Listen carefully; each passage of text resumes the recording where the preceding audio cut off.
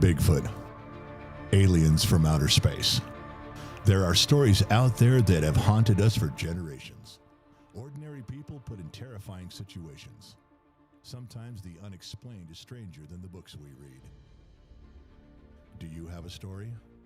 An unsolved mystery? Lock yourself away with us for the next hour and let's talk about it. Nothing is too far. Nothing is off the table.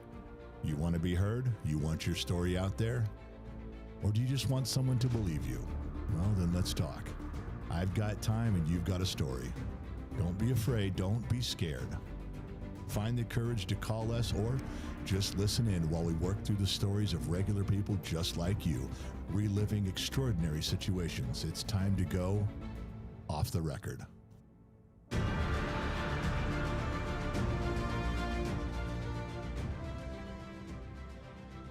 There it is. That's what I'm talking about. The intro. You just can't do nothing with it. You see what's going on there? You smelling what I'm stepping in right now? You paying attention? All right. Thank you guys for tuning in. Let's get the numbers balanced out right. Looks like the pod track is moving up and down. I believe Streamlabs is moving side to side. We might be a little on the low side right there for the volume, but then again, I'm the guy doing all the work behind the scenes. Thank you for joining OTR, Off the Record with the General. With my beautiful wife sitting across the studio from me. Good evening, dear. Hello. It's been a minute, hasn't it? It's been a while since we've been here. Yes, it has. We had the Summer Bash Week upon us. We took a week off in between to reset everything, which we're still recalibrating some stuff here. Promised you guys some new things, some new adventures. This is what we're doing. I'm imagining we're 5x5 on KGXTradio.com, and I think we're double streaming on YouTube the way everybody hates it. Nobody likes it when we dual stream on YouTube. I got to tell you guys, what time is it? It is 4 minutes after 6 o'clock Los Angeles time. Off the Record, as you might have noticed, is an odd show. It's a call-in show or a caller-based show in the spirit of George Norrie and Coast to Coast, things of that nature. But we're just Bush League, little guys stepping out there, but we enjoy the conversations. You guys get to let us know what you want to talk about. Have you had a conspiracy theory? Have you had a Bigfoot problem and you have an infestation of Bigfoot? We got a can of spray that'll help you out with that. What about a ghost story or maybe an alien abduction story? We really enjoy hearing from you guys. You guys have such a variety of things that you guys have called in with in the past year. We've had almost we almost have a full season under our belt. If you count one show a week and 52 weeks in a year, I think we're at episode 49. Wow. We're really close to crossing that line. So how's all your cellar dwellers doing over there in Discord? They're doing fine. All right. They're doing fine. I'm trying to get the sheets up just in case. What's Discord is, just so you guys know, discord.gg/GenXTalks. GenXTalks has a Discord server. That's just old school chat rooms for everybody. You guys know what that's like. And that's what everybody's hanging out there. You guys get to talk about what's going on. Plus, we have the sheets up on all of the platforms that we broadcast on. We have moderators. Moderators write down your questions. They copy and paste, and they put it in Google Sheets. And our lovely queen, my blushing bride, she's sitting in the sheets right where you want her, and she's reading everything. So if there's something important that you guys have to say, we can move it right along. Now, listen. Can we announce 2 birthdays today? Even on OTR? No. Oh. It's not a birthday show. Who do you think you are? Happy birthday! No, my brother's not here. Your brother's not here to do that stupid happy birthday thing. No. Well, we have a couple birthdays of staff. Can't we save it for something else? All right, I'll tell my brother tomorrow. Yeah, you tell him tomorrow. He's going to announce it on the garage show. On Friday. Oh, wait. Sorry. Wow. Sorry. I'll just go sit in the corner. You go ahead and tell the Sun Valley Fox anything you want tomorrow. I don't care. Now, listen. One of the rules that we brought back is that we just wanted to step up our game a little bit. We wanted to have an interesting guest or not do the show at all. It just was getting a little mundane with me having to fill in when guests didn't show up, when we were kind of running through the same people with the similar stories. And I'm like, we got to just change things up. There's people out there that know a lot of information. There's people out there that know way more than we're ever going to know. They forgot more than we're ever going to know. So every now and then, what we want to do is bring in somebody special. Now, tonight's guest, I got to tell you, This guy, I've spoken to him on the phone. This guy has probably more stories. You could fill an encyclopedia with the stuff this guy's done. Paranormal, UFO investigator. He had some time where he's spending in looking into Bigfoot stuff. I mean, you're talking about decades of investigation and first-hand encounters where there's dozens and dozens, probably 300 people that he has sat there with and counseled them. You got to admit that anytime you're doing something that shocks your system, like going to war, they have counselors, they have therapists. Things that you get into a big car crash, you're part of a burning building, they have therapists. They have people you can talk to. Well, this guy has sat down with people at that level who have had encounters that are unexplainable. And he's taken the notes and he's dissected it. He has advice to offer. His name's I'm probably gonna mess up his last name. I'm trying not to. And I just called him John and we spoke on the phone for about 45 minutes the other day. I never did say how to pronounce his last name, which is a terrible thing to do as a trained broadcast professional host. That's about the worst thing you can do is introduce your guest incorrectly. You think? Now, his first name's John. Last name is Budrys. I believe I got that right. Budrys? It's not. I want to say Birdies, and it's not. It's Budrys. Budrys? Anyway, I'm gonna call him right now. We're gonna get him on the phone. Hopefully, he's got his phone handy. We did talk earlier today. Let him know that we would be contacting him. So let me pull up his number. I'm gonna give him a call. All right. He's back east, so he's staying up late for you folks. I think you should appreciate his effort there. He didn't have to do this for us. He was kind enough to give us some time out of his evening. So let's not waste it. Let's get to him right now. All right. Get the phone and go over here. Phone call. Get the phone call thing right here. Come on, man. Where's my deal? I got a phone call. And we go to the number. All right. Now I can't let you guys know his number. It's not appropriate, you guys. He didn't give it to you. He gave it to me. All right. So we go 1-8. And then we got 8. Just to show you I'm doing this right. Come on, man. What did I do wrong there? You're punching buttons. Yeah. I'm pushing buttons the wrong way. I don't have a beeper. I don't have a boop boop boop boop boop boop. 8. Okay, now I got it. Now I got it correct. We'll see if John picks up. Here we go.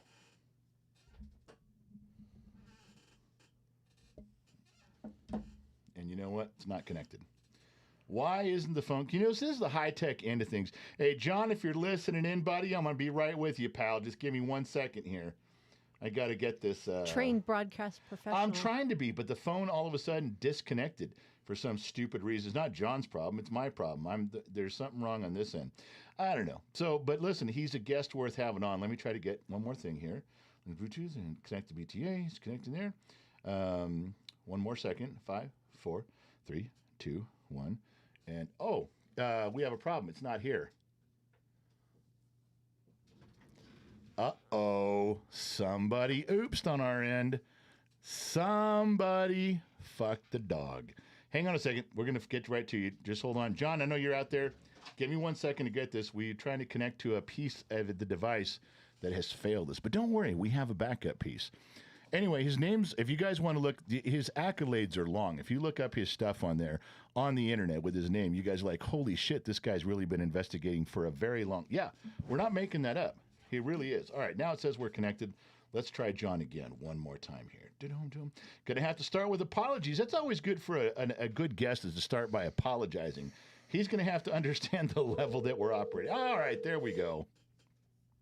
Let's Hello. See. Hey, John, how are you, buddy? All right. Yeah, I clicked on accept the call and it shut off immediately. Yeah, it wasn't your end. It was on ours. We had a glitch with our receiver. We just had to reset it, and then we got back to where we're supposed to be. Can you hear me okay? Yep, I can hear you fine. I got you on speaker on the phone here. All right. If that becomes a problem on our end for our viewers and our listening audience, I may have you go to a regular phone, not speaker. But for right now, you're pretty clear. I got to tell you. Okay, good. All right, so John... The miracle of Samsung. That's right. So, John, I don't even have a way to describe. I've you and I have talked, and of course, one of our producers got in touch with you in the beginning, and I did look up some stuff online. I'd be here for 20 minutes reading your resume of the things you've done and been part of in the last decades. So is there any way you can just kind of give us the highlights, and that would help get us going here? Sure. As you say, I've done a lot of things. I've lived a rather normal, I have normal careers and jobs, but I've always had interests ever since, let's say, maybe late elementary school in paranormal, in mystical things, other world, the telepathic, life after death. My first book was Book of the Damned by Charles Fort. Anybody remembers that from way long time, about rains of frogs and ghosts and telepathy and UFOs and that? Oh, wonderful. Sure. I've been interested in that stuff all my life. I'm not a nutcase. If it gives you any clue, my first major in college was astrophysics. Wow. I'm pretty level-headed. I love cosmology, physics, any of that. I'm currently struggling with the different rates of time in the universe, just trying to conceptualize that. Stephen Hawking, in one of his last books, talked about, much like Einstein said, E equals mc squared, though matter can be converted to energy and vice versa. Right. Hawking figured that space can be converted to time and vice versa. Well, I got to tell you.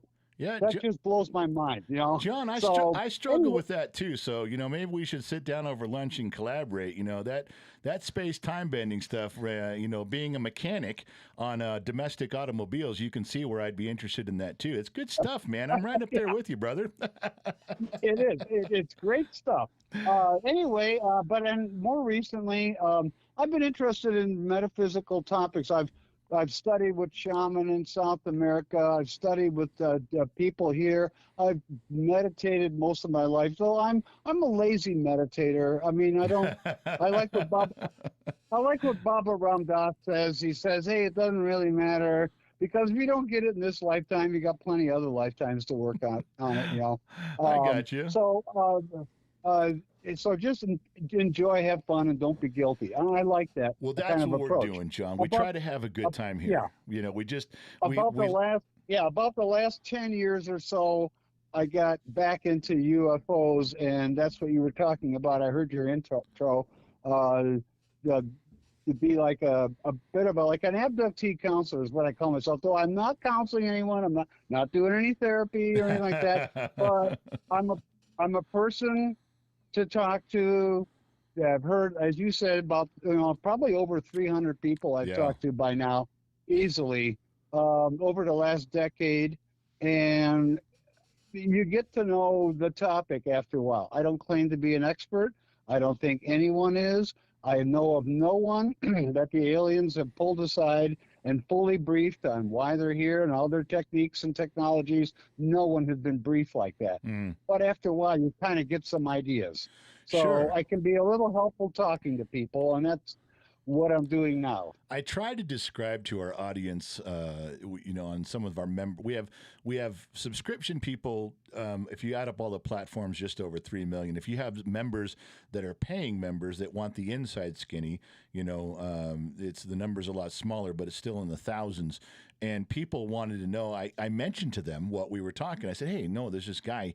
He's got some cool information and, is kind of a therapist for anybody who, has been abducted, and he talks to them. He counsels them. He's got some insight.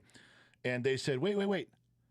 Does he counsel the people that have been abducted, or does he counsel the aliens after they've been here? And I said, well, I'm assuming the people, but he didn't really say if he'd spoken to an alien and said, hey, how do you like Earth? Because I don't know if they'd be too responsive. I don't know if aliens would really like our planet. Just because they visit us doesn't mean they like us. And I don't know if you can shed any light on that at all. But if you had to give an overall sense, do you think that this is a vacation spot for them, or are they studying us?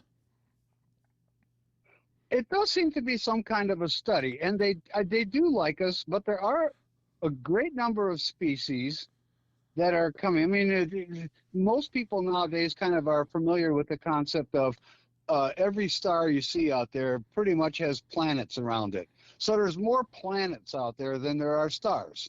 And then you start looking at the number of galaxies, and it's just like overwhelmed. There must be other life out there. And from talking to people, it does seem like, and sometimes people can relay with the aliens to told them, yeah, there's a lot of species coming here. Basically, they're all pretty good.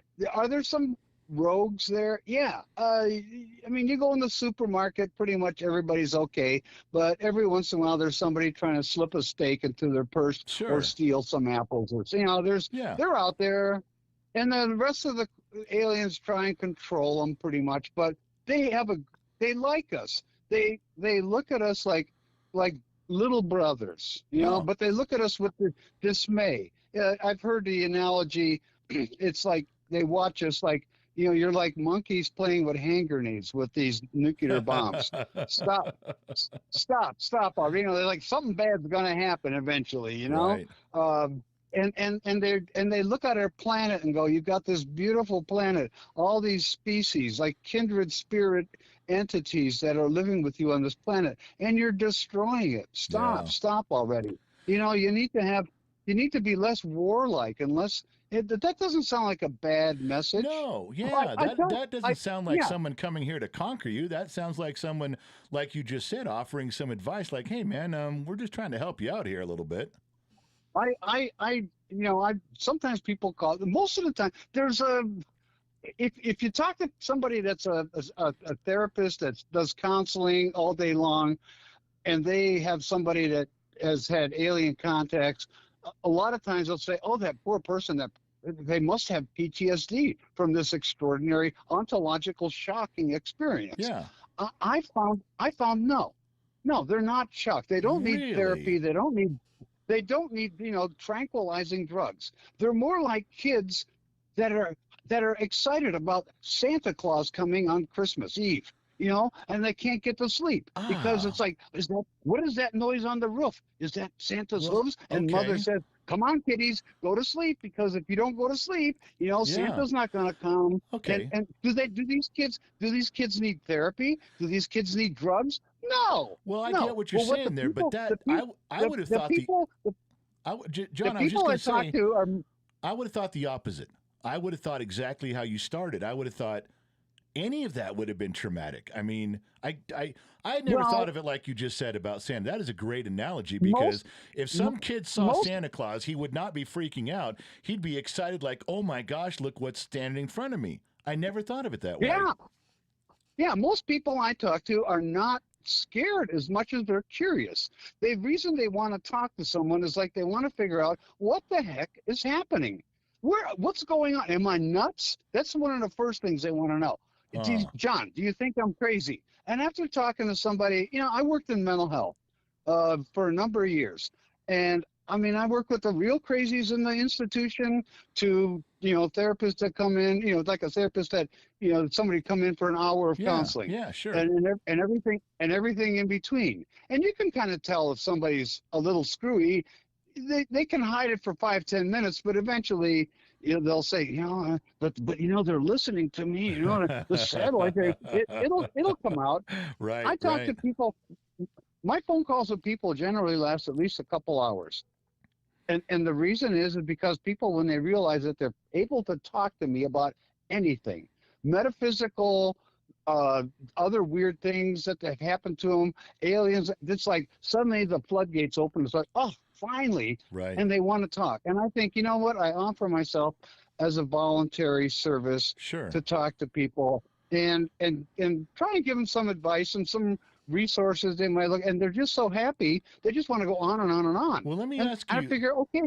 Yeah. Let me ask you something now. So you've had so many interactions with so many of these people. Let me just ask you a couple of questions that I know is going through the minds of our audience right now. Is there any probably more than one, but I'll just ask it as a singular question. Is there any common denominator that you find when they describe their experiences? Do they all kind of look the same? Do they all kind of sound the same? Do they all kind of smell the same? Is there a lot of commonality between, if you've interviewed 300 people, is there any similarities in their stories? Yes. Um, um, let's see. I could approach this a couple different ways. I've been asked to give talks locally and in podcasts and that. And actually, I just got done being interviewed by a Japanese film crew for a show called Mr. Sunday. And unfortunately, they didn't use the footage from interviewing me, but they did drive all the way. I'm in Michigan, and they drove all the way to Michigan to interview me on my back porch and sat here for 2.5 hours filming me, but they didn't use the footage. But I've been interviewed and given talks, and let's see, where was I going to go with this? We're talking about What was your commonalities. question My again? commonalities that people see the same things and hear the Yeah, same things. one of the talks I gave was I talked about actually what happens when you talk to people that have had these experiences, and I used the concept of a common thing that would happen would be like a ding, you know. Right. And so Yeah. I said, okay, what happens in a typical story is a person's laying in bed and they happen to wake up. It's usually like about 2 or 3 in the morning. Ding! That's a commonality. And they look to the side of their bed, and here's these little short guys about 3.5 feet tall with big black eyes looking at them. Ding! That's Wow. another commonality. The Okay. little grays. Okay, they find themselves paralyzed. Ding! You know, they can't move, but they can move their eyes. The little grays, they pick the guy up or the woman up. They take them through the wall, ding, Wow. out of their house into a craft up above and put them into sort of a dentist type chair or barber type chair. Ding! That's another commonality. Wait. Before you go, I want to hear the rest of your story. But you mean that's common amongst a broad group of people? None Yeah. of them know each other. They're all from different places, and they Now- all. Wow. Okay. All right. I'm sorry. Go ahead. Yeah, and so when somebody starts telling me this story and they say, I don't know, John, there was one guy, I use him as examples. This was early on in talking with people, but I'd already talked to a number of people. And when he called, he said, oh, man, you're going to be like really freaked out by my story. It's like, I can't believe it's really weird. I said, well, you know what, buddy? You're going to have a hard time freaking me out because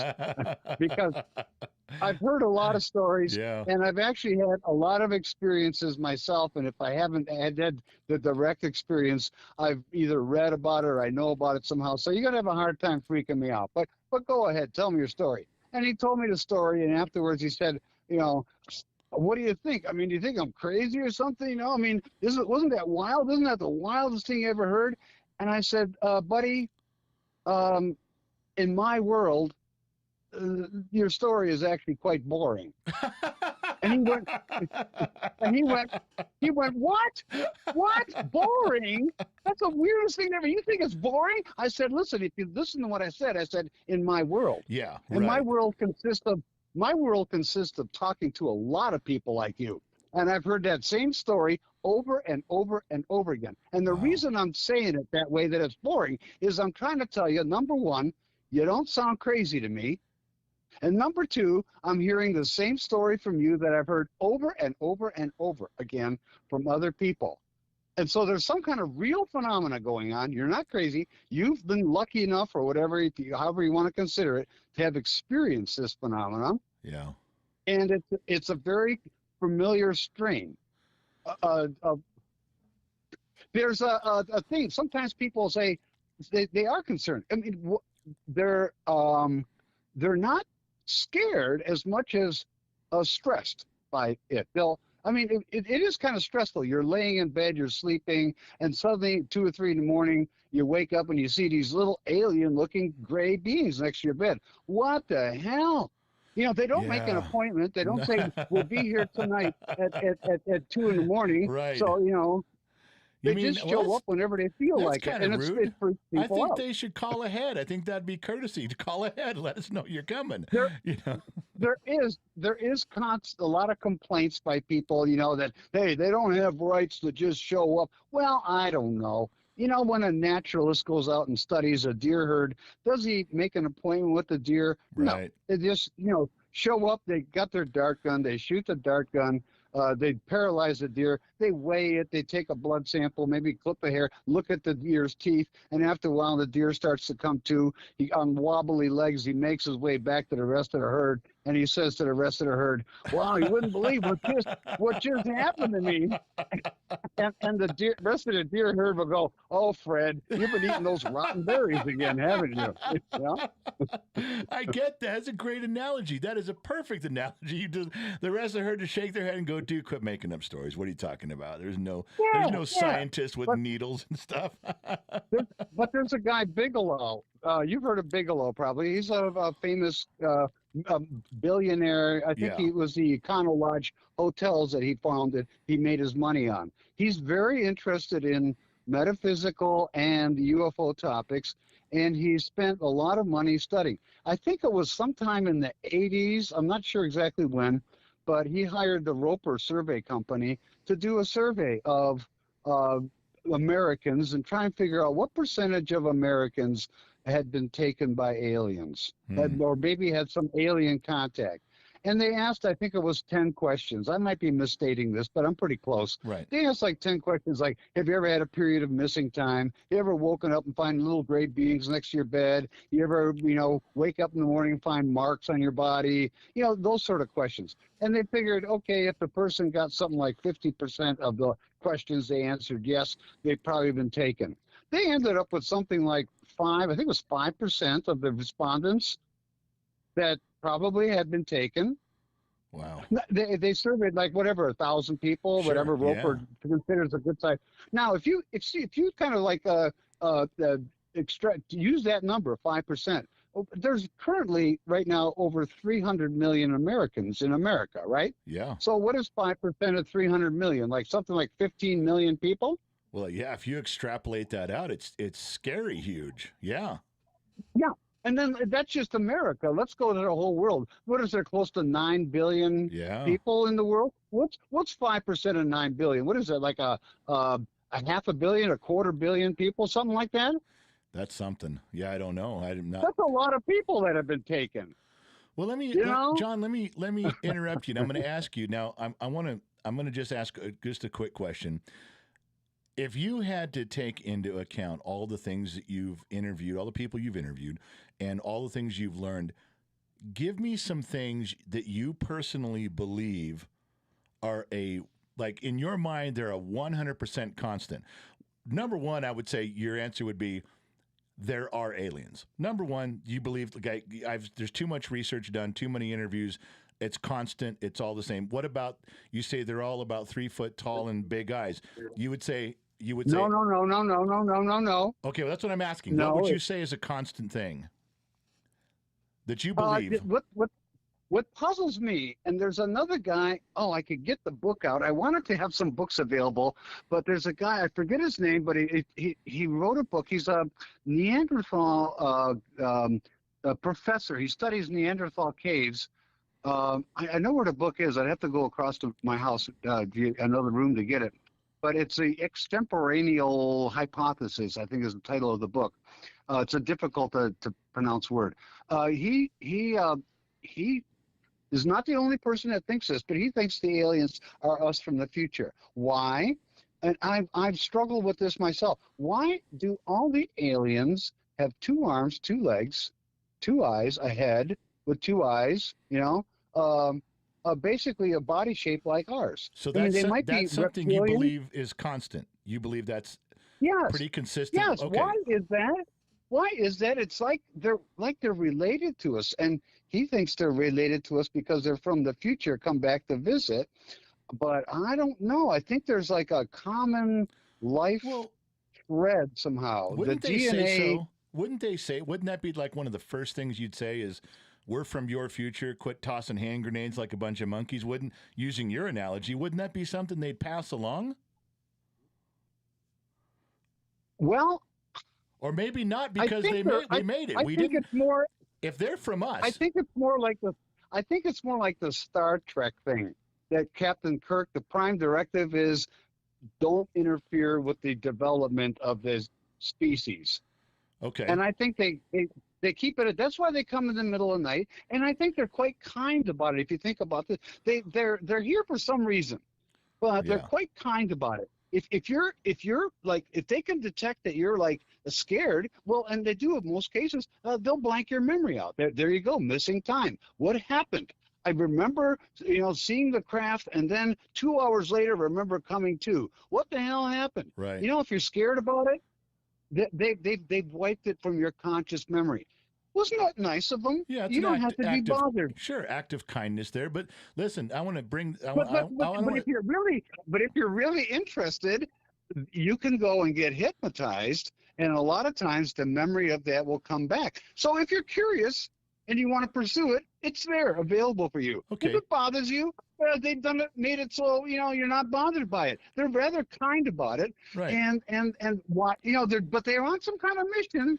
Are they here Well, because they need our DNA? Let me touch Are on they- something you said before you go. Before Yeah? we move on, you had mentioned that sometimes they would come to us and speak to us like an older brother, like, "Hey, you guys are a bunch of monkeys playing with hand grenades. You should probably stop doing that before you ruin yourselves." However, if that person's theory is correct and they are us from the future, doesn't that validate the fact that we didn't blow ourselves up and run humanity Exactly. into extinction? You're pretty. Well, I'll be a little funny. You're a pretty part smello. You're a pretty sharp guy. Thank you. That's exactly what I kind of came to the conclusion. It's a rather heartening theory, isn't it? That if the aliens are us coming from the future, that means we have a future. Yeah. But that doesn't mean we can relax. Like, oh, okay, everything's going to be all right, so let's party down. No, we still have to take care of our planet. Sure. We got to get our shit together. But apparently, we somehow do in the future. Some of us do. I don't know how many are going to be lost in some nuclear war. Maybe only a few survive. Yeah. And maybe they're here because we need to be like tweaked at some point. So it does guarantee that some of us do survive. So we do survive, right? I don't. Yeah. Maybe they're coming back into their past to guarantee that they will have a future. Well, let me ask you this, since we're talking about the abductions and the commonalities. What is your opinion, and I'm sure you have looked into this extensively, a lot of researchers have, what is your opinion about the fire in the sky and the Travis Walton story? How much accuracy is inside that, do you believe? I think he's legit. Okay. I actually worked with Jennifer Stein, who made the movie. I forget the title of her movie. There's one that's made by Hollywood, and then Jennifer Stein made a documentary movie about, I think she called it Fire in the Sky. I think, but I don't know. Or the Travis Walton story or something. But Travis Walton, I've talked to him several times. I know he talks to so many people. I'm sure he wouldn't he might remember me if he talked to me again, but he's getting pretty old now. But I helped Jennifer Stein work on what was going to be an article, a longer email, and I think it's going to become a book. I've told her you should make it a book. She's got about 100 pages already. I helped her with some of the research. One of the things that they said was maybe he went up into the fire tower and hid there for like a week, Well, so I called the Forest Service, and I spoke to the people that run the fire towers. And they say, number one, that time of year, they're usually concerned with fires in the summer. This happened in fall. Yeah. And that time of year, I forget when it was. It was October or something. They said the fire towers are all locked up already. And the fire tower that he was supposed to be hiding in, I said, what's inside the thing? They said, nothing. There's a desk there and a CB radio. And I said, is there a toilet or anything? No. Wow. Is there any water there? No. So it's just a wooden structure. That's right. So he was going to be hiding under a desk for a week with no toilet, no water? Wow. I don't think so. And then the lady I talked to her the next day. She said she was telling that this guy called and wanted to know about this. He said the guy that was supervising that tower, the towers at that date,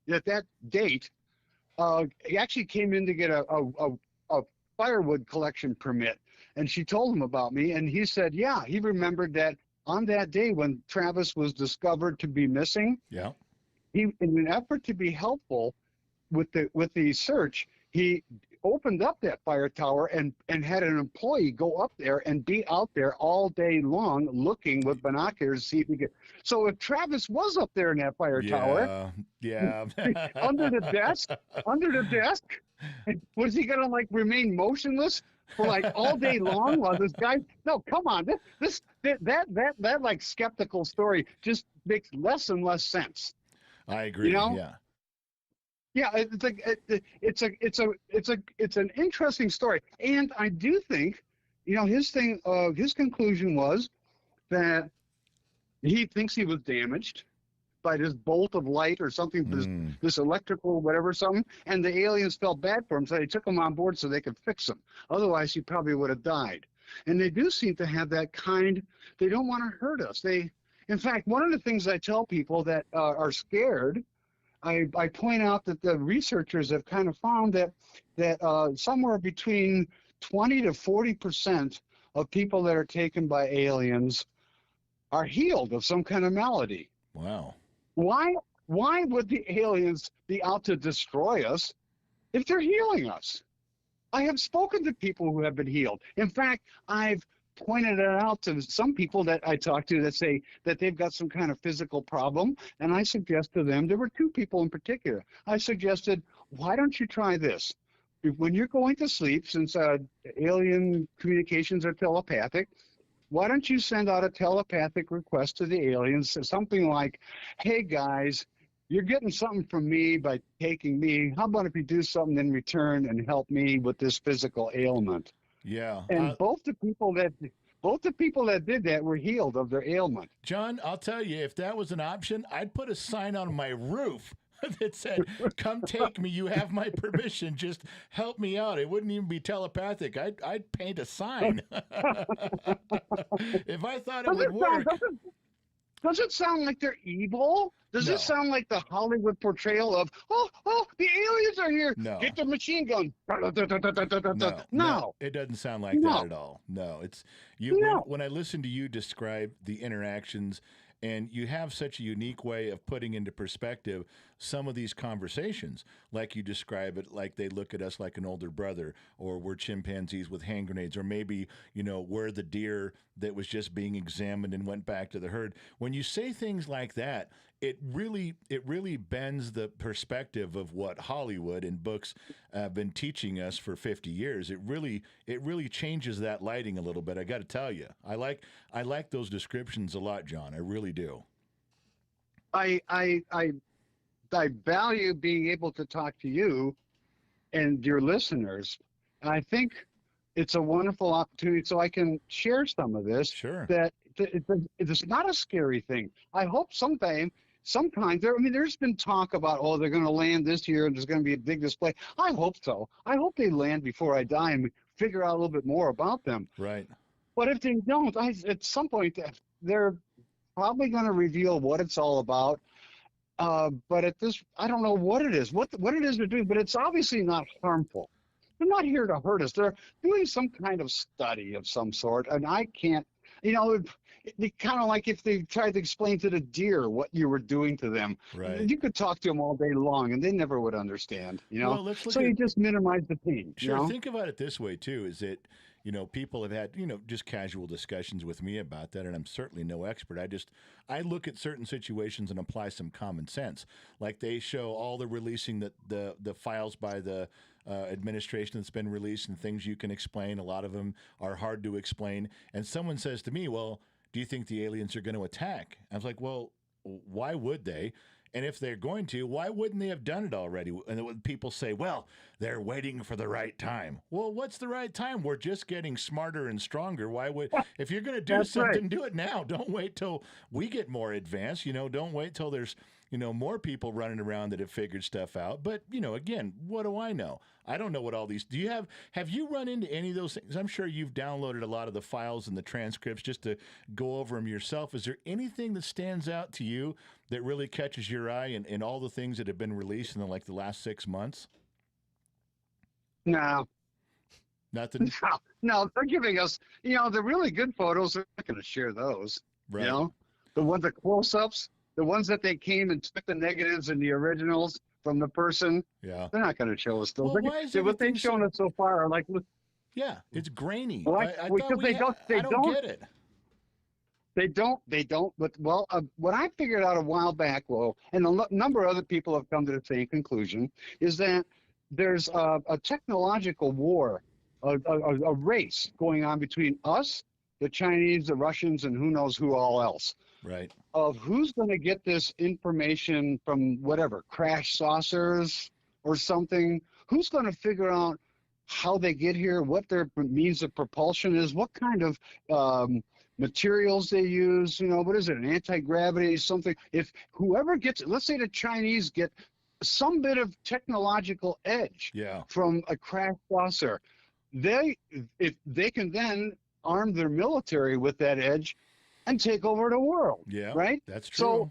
So if the United States happens to have a crash saucer, let's say from Roswell, wherever they might have had it from, I think the wisest thing is don't share that technical information with anybody, because they'll use it to take over the world. Right. We should keep that very close hold. But they certainly could share. Well, they're here, you know, they're friendly. They come from whatever, you know, star system. They could share some Sure. general details without sharing the technical. But I think with the three-letter agencies, the military, whatever, the government, I think they think if we share anything at all, it's Yeah. like opening the Pandora's box. It's all going to go flying out, and we'll Yeah. lose control of the narrative. Yeah, I can see where they'd be worried about that. That would make sense. But you know, like you mentioned earlier, reverse engineering all of those things has got to be tough. I mean, you know, it's Yeah, especially when they talk. People do talk about the craft. It's actually a conscious being. right. How is it controlled? You know, is there a steering wheel and some, you know, reverse forward buttons? No.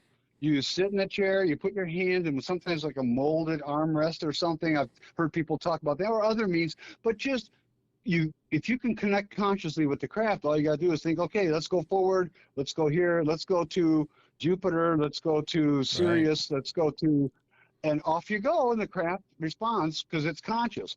As scientists looking at, I think Bob Lazar has talked about this, and he says, you know, they're looking at this craft, and, you know, they can't figure out how a damn thing works, how anybody's steering it or anything. Well, if it's consciously controlled and you don't, like our current technology, our scientists are kind of like, well, ESP, I don't think so. Yeah. Let's see some proof. You know, they don't accept any of let's that. go back So if they to can't even accept, Yeah. if they can't even accept ESP and telepathy, how are they going to figure out how these craft Well, work? let's that go use back that? to one of your analogies. That'd be like putting a deer in the front seat of a pickup truck and trying to let it figure out how a truck works. You know, they have Yeah. no idea what's going on there at all. None. Yeah. It's like they wouldn't figure out. All they want to do is get out, you know? You know, They wouldn't figure out that, oh, you know, if you turn this key here, boy, we could go a lot Sure. faster to the next, you know, the next apple orchard, you know? well, let me ask you this, because this is going to come up. They're asking questions in my comment section. I'm going to get emails after the show's over. People want to knock down, like we brought up Travis Walton. They want to knock down some of the more popular things that have been out there. So if you had to comment on Roswell or Area 51 or crop circles or cow mutilation, is any of that based in reality, or is that all just hype and stories? Oh, no, I think it's all based in reality. In fact, I had the opportunity to go out and look at a crop circle. There was one that appeared, actually, there were two of them. This was probably about 25 years ago. I mean, I'm in the Detroit area, and it was a little bit to the northwest of Detroit, north of Ann Arbor. I heard about it. I forget how I heard about it, but I heard this crop circle's been reported, and there was like along this one side. And at the time, my girlfriend at the time said, well, what do you want to do for your birthday? And I said, I want to go see those crop circles. yeah. We'll go see the crop circle. Do you want to go somewhere to eat? I go, I don't give a shit. I just want to go see the crop. So we went out there. And these crop circles were like, okay, like the Dave and Bill, whatever in England that said they made them with boards and string. Right. I looked at these things. They were simple. If you look at the more complex crop circles, there's no way Dave and Bill could have made them with boards and string. But I'm looking at a rather simple circle where the wheat or whatever was rye. I'm not a farmer, so I can't identify the crop very well. Right. But it was swirled in like clockwise direction. I walked in with a meter. I had a Gauss meter and an EMF meter, and what I found was the Gauss meter read, I'm going to make up a number, 0.35 or something inside the circle. When I stepped outside the circle, it dropped to 0.32. And then I stepped inside the circle and went back up to 0.35. There was obviously some kind of radiation inside the circle, inside the diameter of the circle. Then I examined the stalks of grain. And they say in a true crop circle, the stalks are not bent and broken. The nodes have been expanded, like they got hit by a microwave energy, Right. and they bent over. These were expanded nodes. Additionally, I picked up the top layer that was swirled clockwise around, and underneath, the layer underneath was swirled counterclockwise. Whoa. Whoa. How the hell? Whoa, How the hell? John, hold on. You come on now, man. I was with you. All the stuff you'd said, I knew about the bent, I knew about the broken, I knew about, the boards and the ropes and the things you use, but I've never heard somebody say about the difference in direction on layers. That's new to me. I think you would have had to have taken each individual stalk and placed it carefully, like somebody weaving something. Yeah. Like this is not something that was done with boards and string. You'd have to go around in one direction and do every other stalk, then go back the other direction with every other. No way could someone human could not do that. Was this farmer making any money off this? No. It was in his field, and people were pulling up their cars, parking them on the field and the edge, and then tromping through his field, examining the circle. It was The guy costing wasn't him charging money. any admission. Yeah, he was losing money. Yeah. He's getting his crops were getting trampled on. Yeah.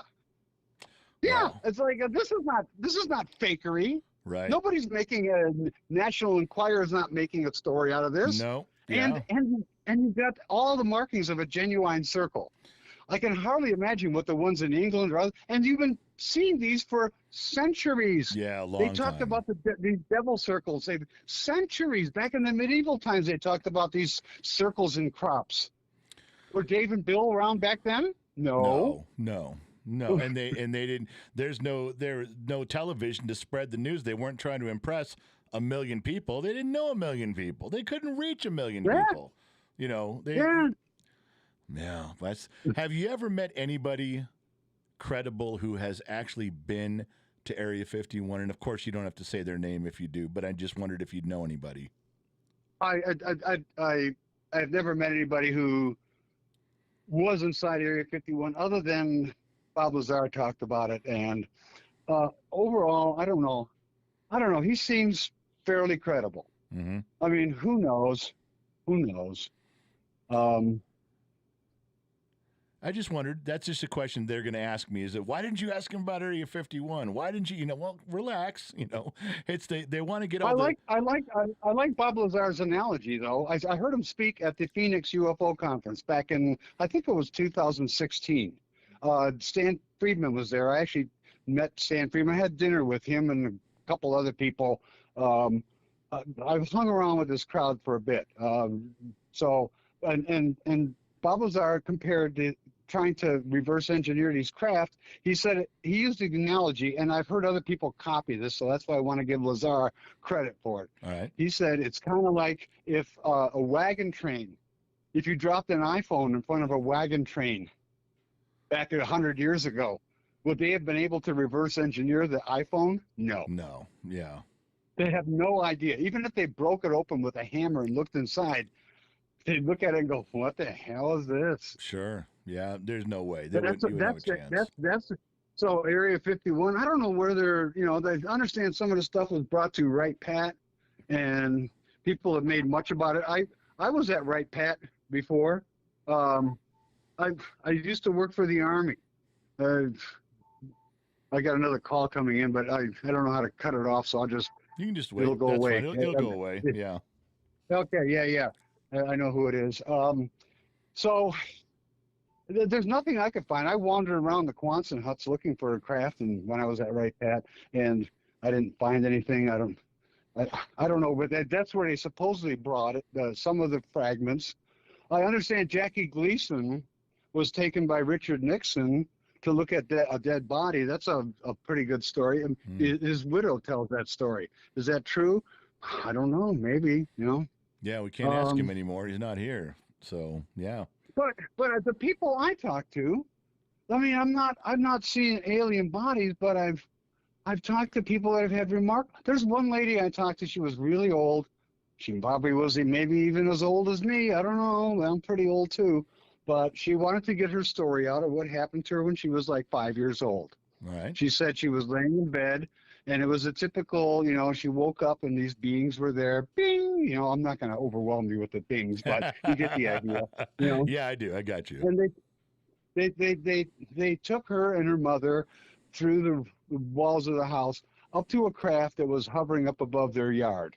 And the mother was led down one hallway, and she was taken down another hallway and put into this dentist-type chair, whereupon this alien was looking into her mouth. She was 5 years old and looking in her mouth with his fingers, like examining her gums and teeth or something. Yeah. And she said, like any 5-year-old, I bit at the dentist office, I bit down on his finger. I went, oh, my God, you bit down on his finger. Whoa. What did it feel like? And she said, well, it really didn't have like hard bone inside. It had like more of a softer cartilage. Wow. I said, that is a really, really useful piece of information. Sure it tells us something about alien physiology. And then she said after she had more adventures. I won't bore you with all the details, but rest assured they were interesting. She was taken back, and when she was being floated back to her bedroom from the craft up above her yard, she passed by a tree with green leaves, and she reached out and grabbed some of the green leaves. The next morning, she woke up in her bed thinking, was that all a dream? And she pulled back her cover, and there were green leaves there. Unbelievable. Wow. Yeah, that's undeniable proof. That proves the whole story. If that's true, that's this legit. Is a person, they have no motivation. They don't want to be on National Enquirer or Time Mag. They just want to share their story with someone before they die. Yeah, that's good stuff. They're totally credible. Most of the people, they don't want, a lot of them, they want to just be anonymous. Please, don't reveal. It would ruin my career. It would ruin my standing at the church. It would ruin my standing with my relatives. Yeah. And every once in a while, there's a person that says, "Oh, I don't care. I don't care who knows." And I go, "Yeah, well, you ever have aspirations to be mayor or police chief? You can kiss all those goodbye, right? If they know you've been repeatedly taken by aliens. And if you don't care about your career, what about your wife's career? What about your kids standing in school?" Yeah. And after a while, they kind of go, yeah, I guess you're right, man. Yeah, I got you on that. Hey, John, I'm going to wrap things up, but I'm telling you, what a pleasure and a privilege it has been to speak with you. And I would really enjoy it if I could invite you back again sometime. We can do more of these conversations, because I'm going to get a flood of emails now, and I'm going to get a ton of questions of things that I didn't get to ask. And I'd like to have you back on sometime, maybe, and we can go back over some more stuff, maybe do this for a little bit longer. Would that be okay if I called you back, John? Sure. Yeah, I got. I'm going to be trying to enjoy the rest of the summer here, but give me a little time, and sometime in the future. Yeah, it's been a pleasure. We'll talk and get a heads up for sure. We'll get some time in advance, so you got make sure your schedule's clear. And my intention here is, I'm not trying to get in National Enquirer. I'm not trying to make money, obviously. I do have a number of experiences I've had about aliens. Like I said, I work with shamans in South America. I kind of know Baba Ram Das before he died. I've had experiences of all sorts. I'd like to be able to share them with people, and if We'd love your to show, hear it. Yeah, we'd love to hear it and share that with the audience. They can pull up a chair, grab an adult beverage, and just listen. Yeah, we'd love to do that with you. Absolutely. That's the next thing we can do is you can have the floor, and we'll just let you start talking, and I can just ask questions as we go. I would very much enjoy Sure. that. Okay, cool. All right, John, thank you so much for being part of this. I'm going to say goodbye to you right now, and thank you very much, sir. Appreciate you for taking time out of your day to come on with this, and you and I will talk again soon. All right. Have a good one. You too. Bye-bye. Okay. Bye-bye. All right, you guys. Did you hear? Did you guys get a taste, a little flavor of how that goes? I told you he understands so much stuff, and he has a unique perspective, and he's talked to so many people. And you don't have to agree with him. You have to disagree. You can say he's full of shit. You can say you believe everything. I promised you it would be interesting and it would make us all think. It raised an eyebrow, maybe a little bit of a smirk from time to time. Him and I were laughing, we're joking. It was a great conversation. It was a lot of fun to do this. We'll get John back again. He has some legit credentials. He was being humble when he just went over his accolades on stuff. I went online and looked it up. There's a lot of stuff there. There's a ton of stuff there at real places with real institutions. There's real degrees involved, and there's just decades of him sitting there documenting and reading stuff and writing stuff down. He's got it all. He's got it all there. Like he said, there's books he can reference and things to pull stuff in that aren't just from him. That's other resources, man. I appreciate you guys chiming in along with this. Did I miss anything in here? There seems to be something. I'm trying to read these. Gen X Mom stepped out for a second. She was supposed to be reading the sheets. I don't know if I can pull the sheets up and see if I missed anything, because there was some stuff from you guys in here. In the beginning, I saw some things. Let me see if I can read some of them. MacArthur, General Mama X, thank you, too, for hosting the show. We appreciate this. You're more than welcome there. It looks like Star Roberts donated 5 Gen X Talks gift memberships. That means you guys can take a peek behind the curtain now and see the members-only thing. Spot and Stock dropped $20 for Glib Glob. Back to school shopping. I like what you did there. I gotta tell John the joke about Glib Glob so he understands when we're talking about that. $10 from MacArthur. Shiloh, this is for you. It looks like Jack Armstrong, member for 24 months. Hey, Mama X and General, I have made it to the promised land of 2 years. The great show. Love you guys. We appreciate you sticking around that long. I don't know if I'm missing something in there. I truly hope that I am not, but if I did, I apologize. Last one was Sasquatch and Cigars. Enjoyed the show. Enjoy a cigar. Now I'm buzzing. So he had a good time. You knew Sasquatch and Cigars was going to be listening. He's waiting for his turn. He's waiting for his turn to talk to John about Bigfoot. He's got some knowledge in that area too. Gen X Mom, are we about done for the night? I think I covered the sheets. Did you cover all the sheets? I kind of scrolled back. I think I got everything. I didn't go to the sheets. I went to the stream section. I think we're good though. Okay. All right, so that's about it for us. Thank you guys for joining in. I told you it was going to be a new program. I told you we're going to have a little bit of a design change, and I came through on that, I believe. And listen, yes, before you guys start beating me up, we will have John back on, and we'll let him talk about whatever topic he wants, and then we can all join in. There's questions and conversations we can have. We'll rotate him through the schedule. Say goodnight, Gracie. Good night, Gracie. Thank you guys for tuning in. Not sure where you guys are listening in from around the planet, AM, FM, Sirius XM, or perhaps you're listening in on the Armed Service Radio Network. Remember 2 things in life. Number 1, wherever you go, there you are. And number 2, I'll catch you guys on the flip side. I'm out, baby. I got to go. Bye-bye.